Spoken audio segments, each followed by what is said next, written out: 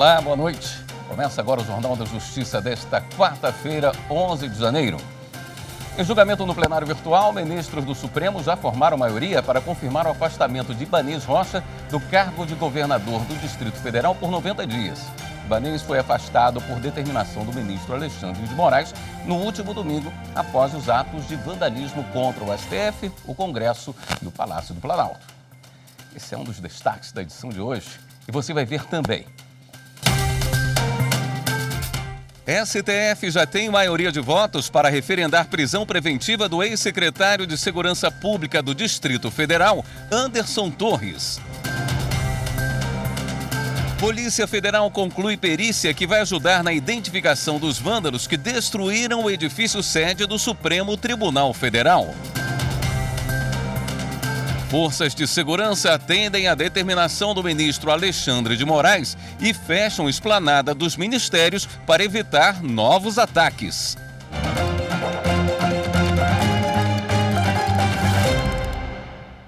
Nós começamos esta edição do Jornal da Justiça com uma explicação a você que nos acompanha.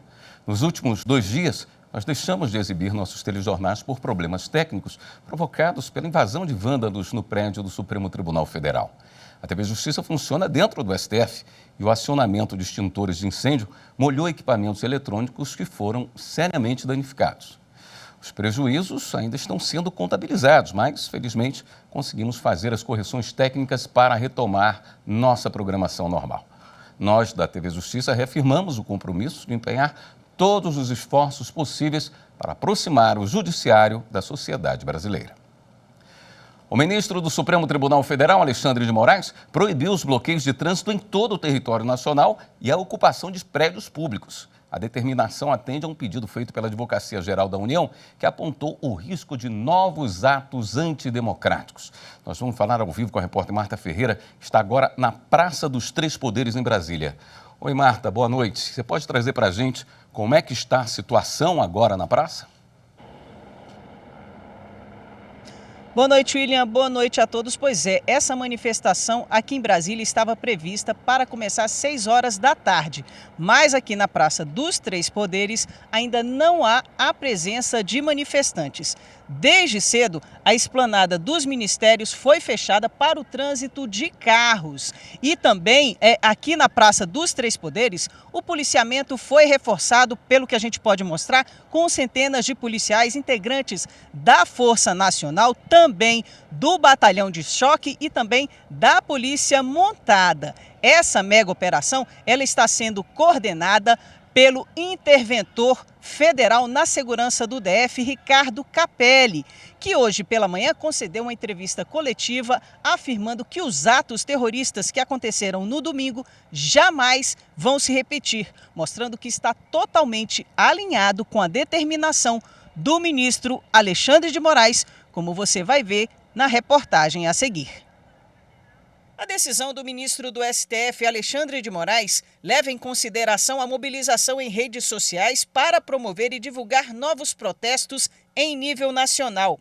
Em Brasília, a esplanada dos ministérios teve o trânsito bloqueado. Na Praça dos Três Poderes, onde ficam o Congresso Nacional, Palácio do Planalto e Supremo Tribunal Federal, teve reforço na segurança, com centenas de policiais, inclusive da Força Nacional, caminhonetes do Batalhão de Choque e Polícia Montada. Um helicóptero também foi utilizado.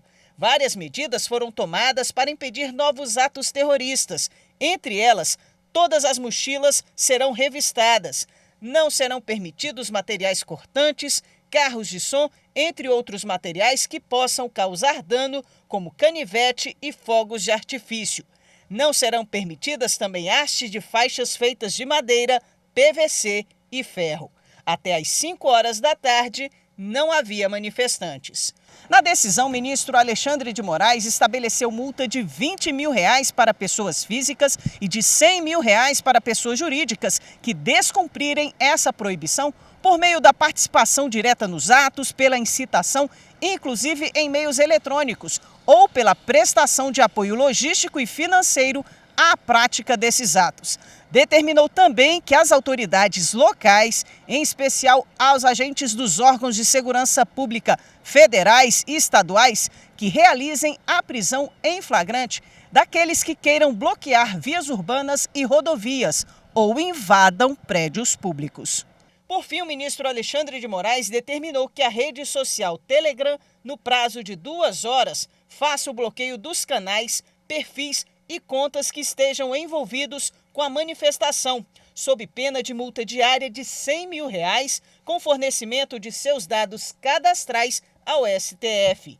Alinhado com a decisão de Moraes, o interventor de Segurança Pública do Distrito Federal, Ricardo Capelli, afirmou hoje pela manhã, durante coletiva de imprensa, que todo o efetivo policial está mobilizado, que a lei seja cumprida e que não serão admitidos novos atos ilegais. Nós estamos com todo o efetivo da Segurança Pública do Distrito Federal mobilizado, numa operação articulada com o apoio da inteligência, da nossa inteligência, com o apoio da inteligência da Polícia Federal e com a colaboração e presença de todo o nosso efetivo de segurança aqui do Distrito Federal, da Força Nacional, comandada pelo secretário nacional de Segurança Pública, Tadeu Alencar. Então, todo o efetivo está mobilizado. Eu achei importante conversar com vocês apenas para tranquilizar a população. Não há hipótese de acontecer nada semelhante se repetir os fatos lamentáveis do dia 8. No plenário virtual, o Supremo formou maioria para manter o governador do Distrito Federal, Ibanez Rocha, afastado do cargo. A gente conversa ao vivo com o repórter Renato Rosa, que tem os detalhes desse julgamento. Oi, Renato, boa noite. Boa noite, William. Boa noite a todos. Até agora, a maioria dos ministros do Supremo acompanhou a decisão do relator, ministro Alexandre de Moraes, para manter o governador do Distrito Federal, Ibanez Rocha, afastado por 90 dias. Em outro referendo, os ministros também formaram maioria a favor da prisão preventiva de Anderson Torres, ex-secretário de Segurança Pública, que estaria de férias com a família nos Estados Unidos, e do ex-comandante da Polícia Militar do DF, Coronel Fábio Augusto Vieira, que já está preso em Brasília. O julgamento no plenário virtual deve ser finalizado hoje às 23 horas e 59 minutos. Esse é o prazo final para os ministros lançarem o voto no sistema eletrônico. Ou seja, eles ainda podem, por exemplo, mudar o voto ou pedir mais tempo para analisar o caso.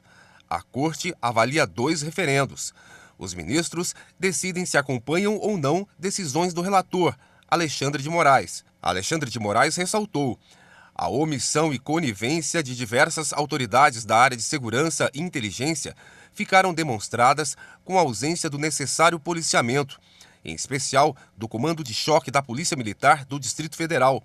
A autorização para mais de 100 ônibus ingressassem livremente em Brasília, sem qualquer acompanhamento policial, mesmo sendo fato notório que praticariam atos violentos e antidemocráticos. A total inércia no encerramento do acampamento criminoso na frente do QG do Exército, nesse Distrito Federal, mesmo quando patente que o local estava infestado de terroristas, que inclusive tiveram suas prisões temporárias e preventivas decretadas. Além do afastamento de Ibanez, o ministro determinou a desocupação dos acampamentos perto dos quartéis generais e outras unidades militares para a prática de atos antidemocráticos e prisão em flagrante dos participantes. A apreensão e bloqueio de todos os ônibus identificados pela Polícia Federal, que trouxeram os vândalos para o Distrito Federal. Os proprietários deverão ser identificados e ouvidos, apresentando a relação e identificação de todos os passageiros e dos contratantes. Em outro referendo, em análise no plenário virtual, a Corte também formou maioria a favor da prisão de Anderson Torres, ex-secretário de Segurança Pública do DF, e do ex-comandante da Polícia Militar, Coronel Fábio Augusto Vieira, que já está preso em Brasília. O ministro afirmou que o comportamento dos dois colocou em risco a segurança de autoridades. Moraes entendeu que houve omissão e conivência por parte de Anderson Torres e Fábio Augusto Vieira, ao não atuarem para conter os vândalos e evitar a destruição nas sedes dos poderes da República. A Polícia Federal terminou o trabalho de perícia no prédio do Supremo Tribunal Federal, destruído pelos vândalos que participaram dos atos antidemocráticos no último domingo. Hoje pela manhã, a nossa equipe de reportagem pôde entrar no prédio e ver os estragos. Estas são as primeiras imagens feitas dentro do edifício sede da Suprema Corte, depois do vandalismo do último dia 8. Logo na entrada, a gente encontra o detector de raio-x destruído. Este é o cenário do Hall dos Bustos. As obras que representam figuras importantes da República, como Rui Barbosa, foram jogadas ao chão. O quadro Os Bandeirantes de Ontem e Hoje, de Masanori Uragami, foi rasgado. Móveis de época estão danificados. No plenário, a cena também é de destruição. O sistema interno de TV, usado para transmitir os julgamentos ao vivo, está perdido. No Salão Nobre, que recebe autoridades estrangeiras durante visitas oficiais, os vândalos destruíram móveis históricos que vieram do Rio de Janeiro em 1960, quando o STF foi transferido para Brasília. No gabinete da presidência do Supremo, mesa e cadeiras reviradas. No Salão Branco, os móveis de época também foram danificados, assim como a galeria de fotos dos ministros que já passaram pela corte. O vandalismo chegou até ao comitê de imprensa, onde trabalham os jornalistas que cobrem o judiciário e a assessoria de comunicação do STF. Computadores viraram entulho. Para onde se olha, objetos queimados, numa tentativa dos vândalos de provocar o incêndio. Mas o sistema de combate ao fogo foi acionado. Por isso, os ambientes ficaram alagados. Nesta quarta-feira, os 50 peritos da Polícia Federal que vieram de todo o país concluíram a perícia. Eles coletaram impressões digitais das mãos e pegadas para identificar os vândalos. Esta gente encontrou digitais numa lata de tinta, que foi usada para pichar os vidros do edifício sede. A gente coloca a luz sobre o objeto e vê a reflexão da luz na impressão digital.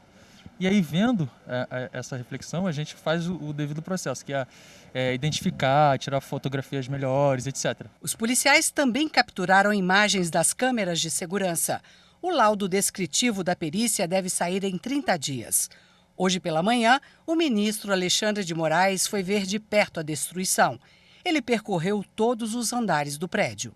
Agora, o Supremo Tribunal Federal vai começar um inventário para calcular os prejuízos.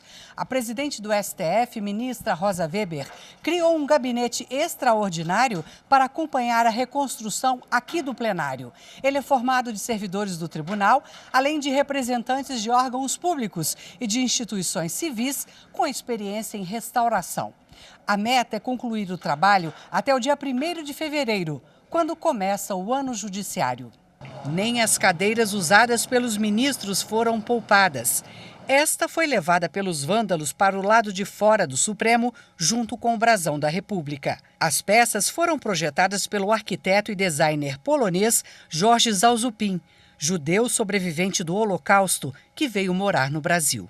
As pessoas, mesmo estando revoltadas, têm que ter uma consciência que isso aqui é história nacional, né? Isso aqui é irrecuperável. E não pode servir de alvo da raiva das pessoas, né? É uma pena. Vejam no próximo bloco. O PGR cria a Comissão Temporária de Defesa da Democracia. Voltamos em instantes.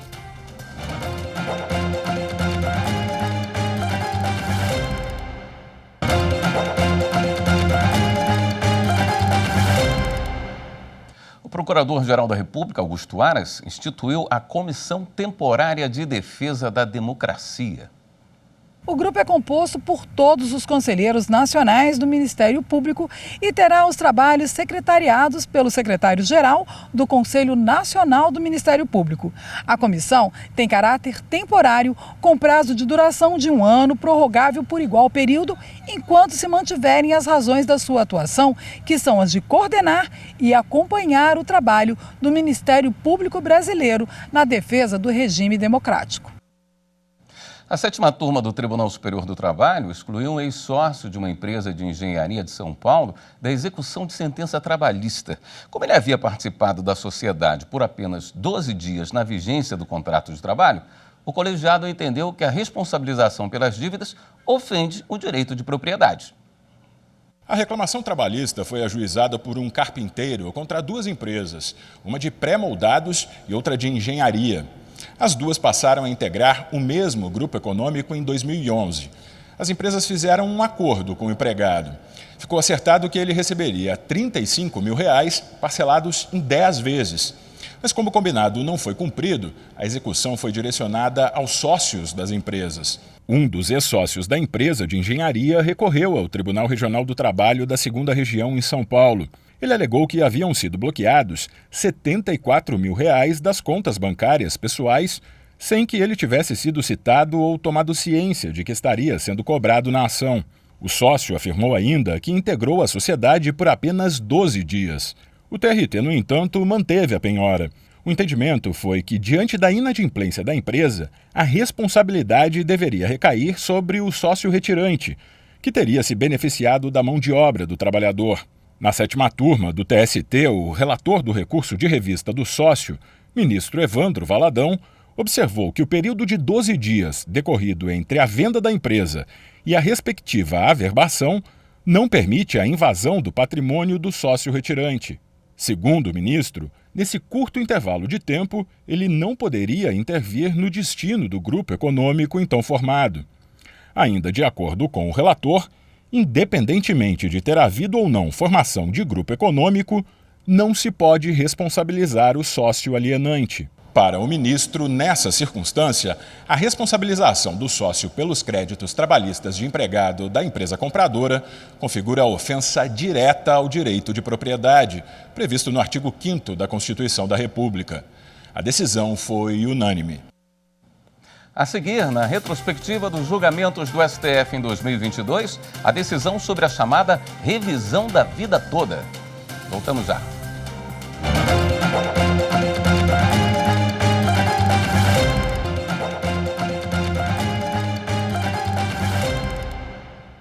A norma que regulamenta o atendimento médico à distância, a prática conhecida como telesaúde, foi sancionada no último mês de dezembro. Com a nova lei, a expectativa do Ministério da Saúde é que mais cidadãos possam ser atendidos e ainda trazer economia aos cofres públicos. Os profissionais da saúde reforçam as vantagens do atendimento remoto. A pessoa ela vai ter aquele atendimento no momento em que ela tiver algum tipo de sinal ou sintoma. Outra questão está associada à prevenção. Muitas vezes as pessoas elas procuram ajuda quando a doença ela já está muito desenvolvida. Um outro ponto positivo foi a questão de você poder atender pacientes em qualquer lugar. Diante da crise sanitária da Covid-19, a chamada telesaúde foi permitida em 2020 em caráter emergencial e provisório no Brasil. Agora, a prática foi regulamentada e sancionada no dia 27 de dezembro. A nova lei permite que todas as profissões relacionadas à área da saúde, como médicos, fisioterapeutas e psicólogos, por exemplo, poderão oferecer atendimento à distância.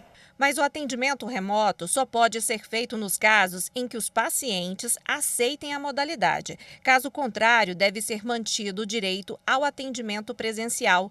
Além disso, os profissionais devem ser inscritos nos conselhos das categorias das áreas médicas.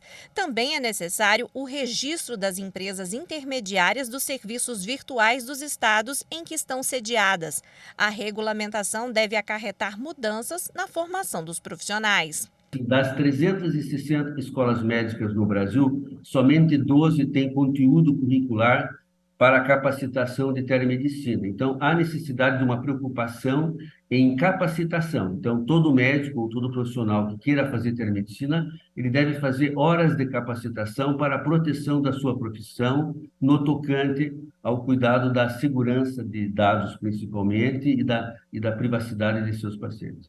No âmbito da gestão pública, a expectativa do Ministério da Saúde é que o atendimento online diminua os custos com infraestrutura, aumente o número de triagens e melhore o acompanhamento de pacientes atendidos pelo SUS, o Sistema Único de Saúde. Mas, independentemente de ser pela rede pública ou particular, esta médica reforça que nem todos os casos clínicos podem ser atendidos à distância. Dependendo da patologia em que o exame clínico é essencial para esse diagnóstico, a consulta presencial não pode ser ignorada, ela tem que ser realizada. Quando a gente pensa, por exemplo, num diagnóstico de pneumonia, onde o paciente tem sintomas de pneumonia, ele tem tosse, ele tem febre, como é que você vai substituir a ausculta do pulmão? Como é que você... Não tem como substituir isso. Então, você pode dar uma orientação inicial, você pode pedir um raio-x, pedir uma tomografia de tórax, mas isso nunca vai substituir a ausculta que você faz. Ao longo deste mês de janeiro, o Jornal da Justiça exibe a retrospectiva 2022 com os principais julgamentos do Supremo Tribunal Federal do ano que passou. Hoje a gente relembra a decisão dos ministros de que é possível aplicar a regra mais vantajosa à revisão de benefício de segurados que passaram a contribuir para o INSS antes da regra de transição de 99. Vamos ver como é que foi esse julgamento.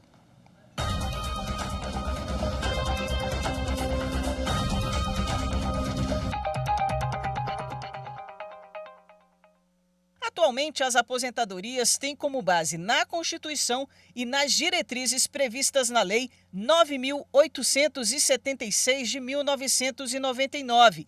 Essa legislação mudou as fórmulas de cálculo dos benefícios. Aposentados que se sentiram prejudicados com o novo critério entraram na Justiça. A questão ficou conhecida como revisão da vida toda e discute se é possível afastar a regra de transição criada pela Lei 9.876 de 1999, que excluía as contribuições anteriores a julho de 1994, para ser mantida a regra que vinha sendo aplicada desde 1991. Em dezembro de 2019, o Superior Tribunal de Justiça decidiu a favor dos segurados e o INSS recorreu ao Supremo, alegando que a mudança traria um custo alto aos cofres públicos. O recurso foi levado para julgamento no plenário virtual do Supremo em 2021. O então relator, ministro Marco Aurélio, votou a favor dos aposentados para determinar que os recolhimentos realizados antes de 1994 também deveriam ser levados em conta. O entendimento é que não é legítima a imposição de regra de transição mais gravosa do que a regra definitiva. O tema tem repercussão geral reconhecida, ou seja, a decisão vai valer para casos semelhantes julgados em todo o país. O ministro Nunes Marques pediu destaque no julgamento, que estava no plenário virtual. Com isso, o julgamento reiniciou no plenário físico, cumprindo o regimento interno do Supremo. No reinício do julgamento, o ministro Nunes Marques apresentou voto divergindo do relator, por entender que a regra de transição é compatível com a Constituição. Pressupõe que a nova regra é mais vantajosa para os novos segurados, ou seja, aqueles após 1999, por incluir todo o período contributivo. Todavia, quando se mira a história da evolução legislativa do cálculo dos benefícios previdenciários, observa que o aumento do período básico de cálculo, PBC, sempre foi uma forma de reduzir os benefícios e não de aumentá-los. Na retomada da sessão, os ministros Ricardo Lewandowski, Edson Fachin, Rosa Weber, Carmen Lúcia e Alexandre de Moraes acompanharam o relator. A regra transitória acaba sendo uma regra melhor para o segurado, mas não é essa realidade do segmento de trabalhadores mais hipossuficientes, que tem a trajetória salarial, infelizmente, decrescente quando se aproxima o momento da sua aposentadoria. O ministro Gilmar Mendes, Luiz Fux, Dias Toffoli e Luiz Roberto Barroso acompanharam a divergência. O meu entendimento de que a hipótese é de retorno dos autos ao Superior Tribunal de Justiça para que a decisão seja tomada pelo órgão competente, que é a Corte Especial. Por maioria, o plenário decidiu a favor dos aposentados, possibilitando aqueles que ingressaram no regime geral da Previdência até um dia antes da entrada em vigor da Lei de Transição de 1999, a opção pelo cálculo mais favorável, esteja ele previsto na regra definitiva ou na regra de transição.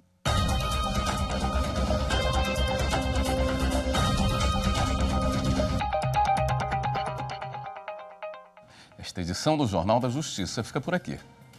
Uma ótima noite para você. Até amanhã.